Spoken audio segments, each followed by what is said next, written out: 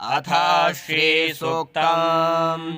ॐ हिरण्यवर्णां हरिणीं सुवर्णरजतस्रजां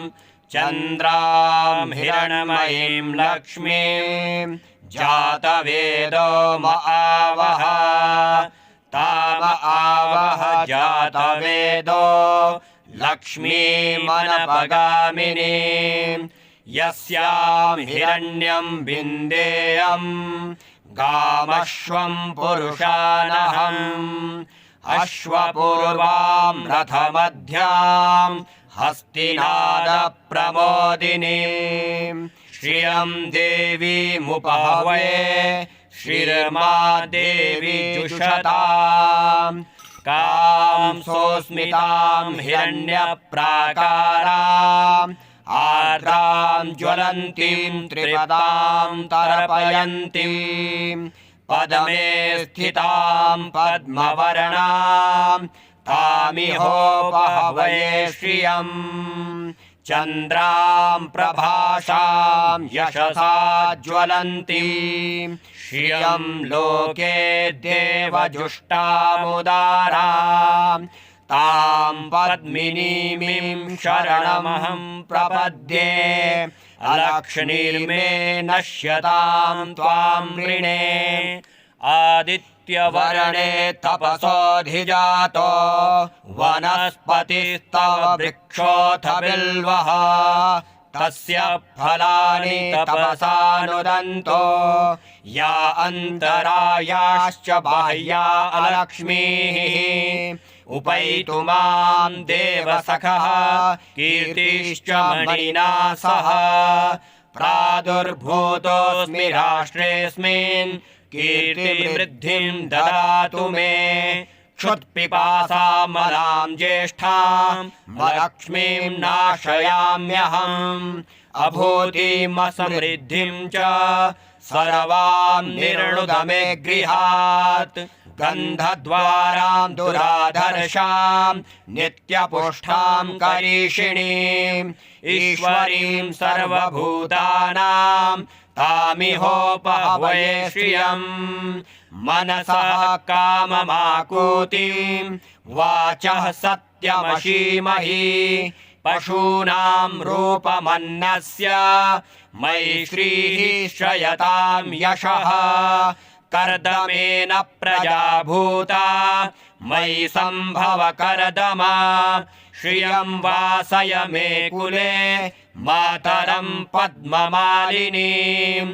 आपः सृजन्तु स्निग्धानि चिक्लीतवस मे गृहे निज देवीं मातरं श्रियं वासय मे कुले आर्द्रां पुष्करिणीं पुष्टिं पिङ्गलां पद्ममालिनीं चन्द्रां हिरण्मयीं लक्ष्मीं जातवेदो आवह आर्द्रां यः करणीं यष्टिं सुवर्णां हेममालिनीं सूर्यां हिरण्मयीं लक्ष्मीं जातवेदो आवह ताम आवह जातवेदो लक्ष्मीमनपगामिनीं यस्यां हिरण्यं प्रभूतं गावो दास्योश्वान् विन्देयं पुरुषानहम् यः शुचिः प्रयतो भूत्वा जुहुयादाज्यमन्वहम् सूक्तं पञ्चदश रचञ्च